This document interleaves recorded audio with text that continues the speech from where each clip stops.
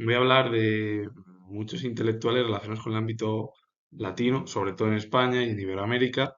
También ejemplos en Gran Bretaña, en Alemania, en el ámbito ruso, aunque, bueno, aunque no es Occidente Rusia ni la Unión Soviética, pero pues, tiene esa estructura dentro europeo, es verdad, hay que decirlo. Y bueno, pues algunas definiciones de conceptos relacionados con el ámbito del pensamiento religioso.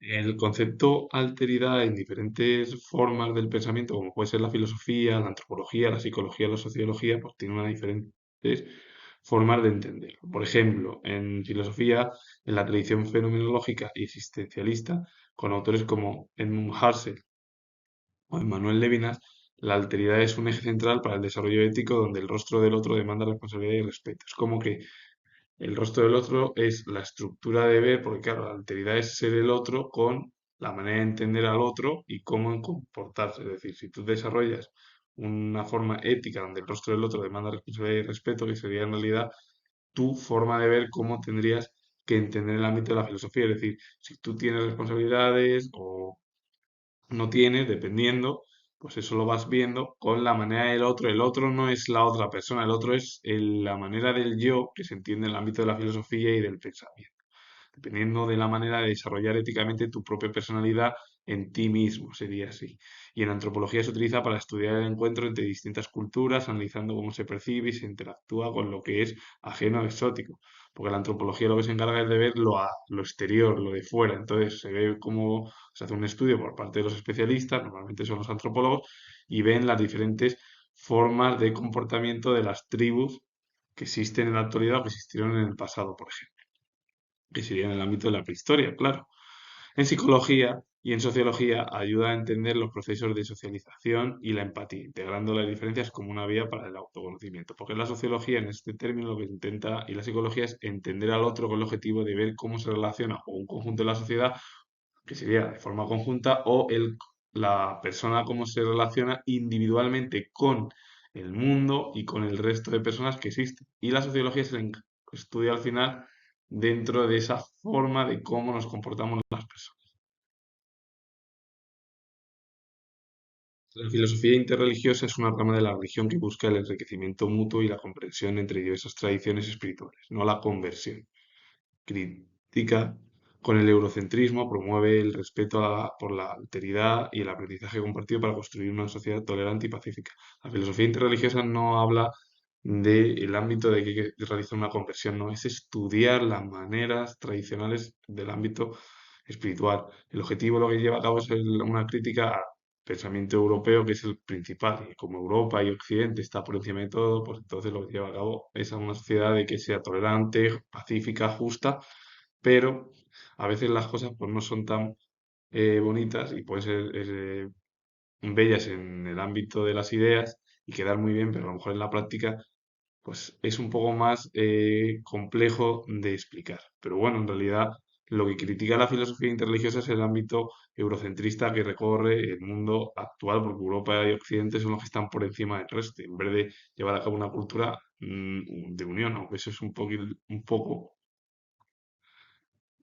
para mí demasiado complicado de entender y comprender, porque claro, entender diferentes formas de el ámbito del pensamiento europeo o, por ejemplo, si occidental y oriental es muy complejo, pero se puede entender y se puede construir una unión o una hermandad.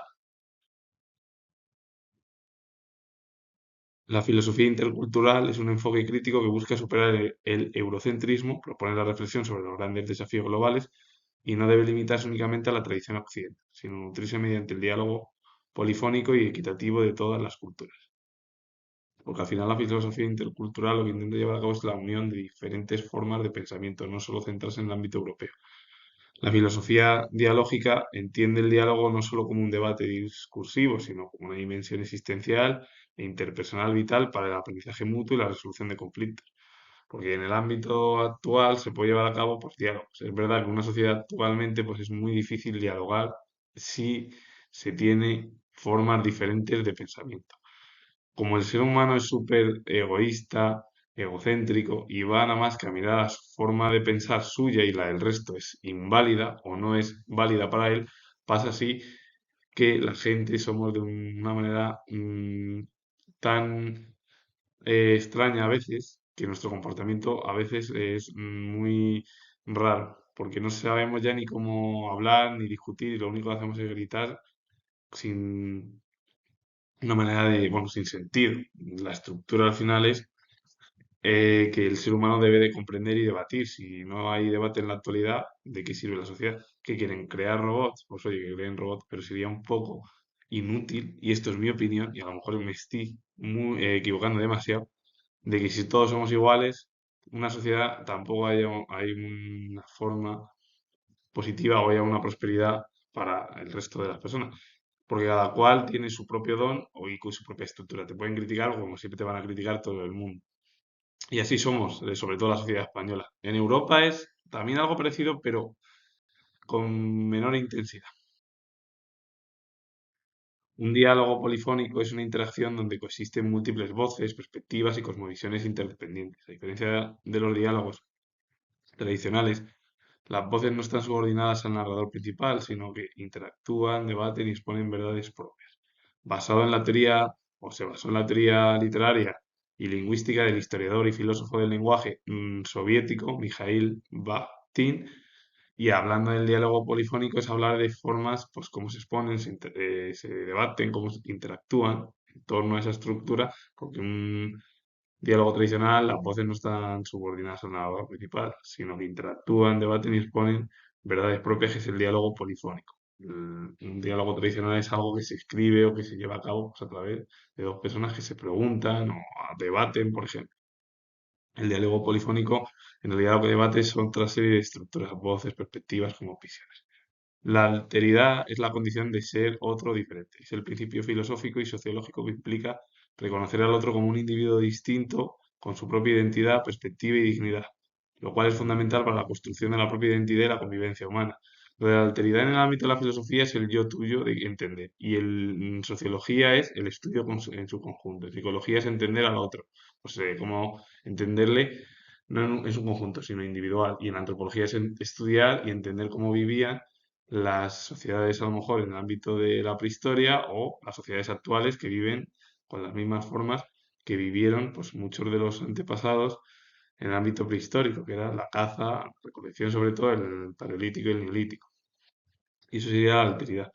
Y es cómo debemos de comportarnos y cómo debemos de entender a las otras personas, pero también entenderte primero tú para entender a los demás. Es así, porque hoy en día en una sociedad tan compleja y tan radicalizada es imposible hablar con cualquiera, porque no se puede ya ni decir ni cualquier mensaje hasta lo más normal posible. Pero bueno, son opiniones y a lo mejor pueden ser erróneas o no, depende de cómo cada uno la entienda o la quiera ver. La teología de la liberación es un movimiento cristiano nacido en Hispanoamérica o en Iberoamérica en la década de los años 60 o 1960, centrada en la opción preferencial por los sobres, interpreta el Evangelio a través de las experiencias de los oprimidos, promoviendo la transformación social, económica y política frente a la injusticia. La teología de la liberación es recoger casi el pensamiento de izquierdas o ese pensamiento liberal, bueno, más que liberal, no, el pensamiento de que hay una sociedad que es injusta. Entonces, la religión con ese pensamiento ayuda a entender por qué la sociedad es injusta, porque hay problemas económicos, políticos, sociales, y como el mundo es injusto, pues tiene que haber una igualdad. O sea que el problema es que es muy difícil. Recuerda mucho al pensamiento marxista, pero el problema es que la teología de la liberación es con los tintes religiosos, que al final una religión y el marxismo tienen algo muy similar, que son ideas muy profundas, pasa que claro, con diferentes versiones, sobre todo la religión. La religión al final lo que intenta llevar a cabo es la liberación, y la religión o el pensamiento católico o la teología es y ha sido muy contraria a muchos de los pensamientos del capitalismo y de la economía por las injusticias según ellos que hay. Y entonces eso al final es lo que da lugar a ese idealismo, por ejemplo, en el ámbito del pensamiento, no en el ámbito de la realidad. Tras hablar de varios conceptos dentro del ámbito del pensamiento religioso y de la filosofía, o más que de la filosofía, del pensamiento en torno a la religión, ya me centro en los principales intelectuales europeos y en América. Jane Reed fue novelista anglo-caribeña de la primera mitad del siglo XX y su obra es Ancho Mar de los Sargazos de 1966. Una mujer que no fue tan conocida, pero que fue muy importante. Bueno, tan conocida en España, pero que fue muy conocida e importante en el ámbito europeo. Su legado comenzó en la primera mitad del siglo XX y dejó huella, pues, en la escritura anglosajona y a la vez caribeña. Jean Geoffroy fue pintor e ilustrador francés, una figura importante en el ámbito de la pintura de finales bueno, el último tercio del siglo XIX y de los años, hasta los años 20 del siglo pasado. Franz Hilkenlammer fue economista y teólogo alemán, exponente de la teología de la liberación en Europa y de la crítica teológica al capitalismo.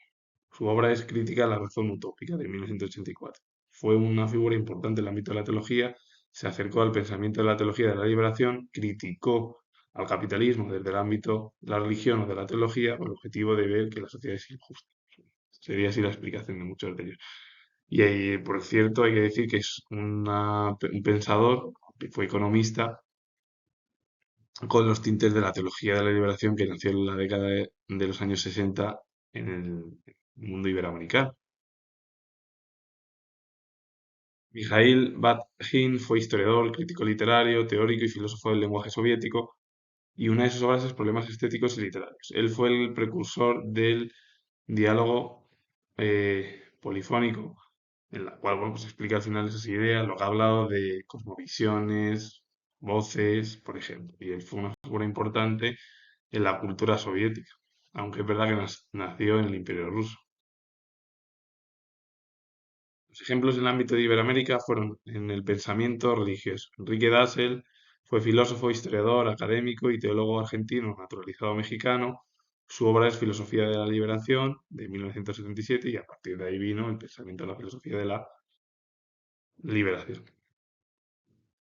Gustavo Gutiérrez fue filósofo, teólogo, sacerdote católico, dominico peruano, pionero de la corriente teológica en Iberoamérica, denominada Teología de la Liberación, una de las más influyentes del siglo XX. Fue asimismo fundador del Instituto Bartolomé de las Casas con sede en Lima, y una de sus obras es Teología de la Liberación, Perspectivas de 1971. Hugo Assmann fue teólogo católico brasileño. Desarrolló una importante obra escrita posterior al Concilio Vaticano II, considerado uno de los pioneros de la teología de la liberación en Brasil.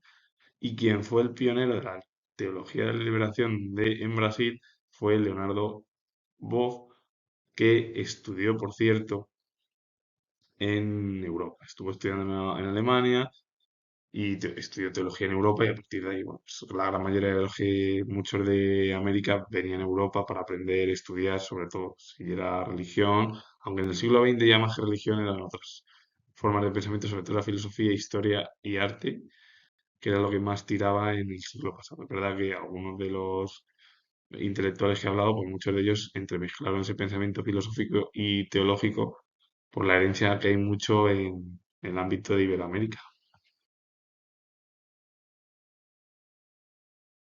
José María Gironella fue novelista español, autor de éxito en los años que precedieron al tardofranquismo. Sus obras pretendían ser una crónica objetiva de los acontecimientos históricos de la España reciente. Cursó estudios en un seminario durante una breve etapa y luego ejerció diversos oficios mientras se procuraba una formación autodidacta. Al inicio de la Guerra Civil Española, se unió al ejército nacionalista y al término de la contienda pudo acceder a trabajos acordes con sus conocimientos y talento, como reportero periodístico y corresponsal. Una de sus obras es Ha llegado el invierno y tú no estás aquí, de 1945. Hablar de José María Gironella es hablar de unos novelistas más importantes de la cultura española. Es verdad que ya del final del franquismo se alistó a favor del ámbito del franquismo y del ámbito del franquismo y del ejército nacionalista y eso le dio lugar a que pudiese trabajar sin ningún tipo de oposición por parte del régimen. Y luego, bueno, pues empezó a realizar una vida de los acontecimientos históricos de la España que él vivía, que era la España más reciente. Raimundo Panikkar fue filósofo, escritor y teólogo español, desarrolló una filosofía interreligiosa e intercultural, con una nueva apertura respetuosa al diálogo con otros sujetos y tradiciones no occidentales. Una de sus obras es Mito, Fe y Hermenéutica de 1979. Raimundo Pánica lo que intentó llevar a cabo es el estudio de la filosofía interreligiosa e intercultural y no centrarse sobre todo más en el ámbito occidental, sino más allá de la cultura occidental. Y los hermanos Díaz Plaja fueron dos de los intelectuales más importantes de la cultura del siglo pasado en España. Fernando Díaz Plaja fue ensayista y narrador español. Su hermano, Guillermo Díaz Plaja, también fue uno de los principales intelectuales de la literatura española y entre las obras del propio Fernando Díaz Plaja destacaron una extensísima gama de ensayos divulgativos. Una de sus obras, que he puesto una, es Historia Universal de la Cultura de 1946. Fernando Díaz Plaja fue un ensayista importantísimo. Bueno, dejó huella, igual que su hermano, en el ámbito del ensayo y la literatura, que fueron como un reconocimiento que debemos de todos nosotros en la actualidad comprender y entender, porque gracias a ellos se puede entender lo que fue la segunda mitad del siglo XX dentro de la literatura española, por ejemplo. Guillermo Díaz Plaja fue poeta, ensayista, crítico español, destacó como catedrático de lengua y literatura española, hermano de Fernando Díaz Plaja, autor de obras didácticas relacionadas con su especialidad, se dedicó fundamentalmente a temas de erudición literaria en artículos y ensayos. Y una de sus obras es Historia de las literaturas hispánicas de 1949 a 1958, cuando se publicó, y ambos hermanos dejaron huella en la cultura española, en la literatura, y se centraron sobre todo pues, en el estudio al final de lo que era la España del momento, sobre todo pues, la segunda mitad del siglo XX. Es decir, ya es verdad que vivieron los dos la Guerra Civil Española y bueno, pues fueron importantes.